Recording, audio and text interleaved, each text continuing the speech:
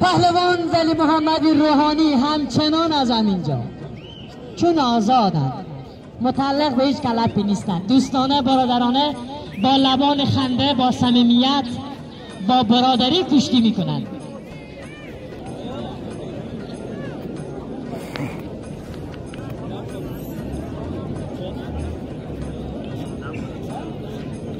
این همون پهلوان ایدگولی است که در هرات باستان کمربندا را میکند.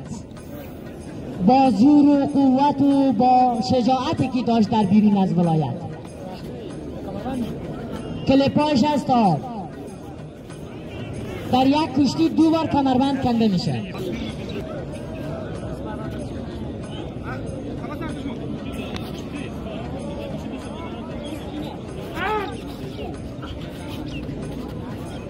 خب در صورت وقتی کافی یک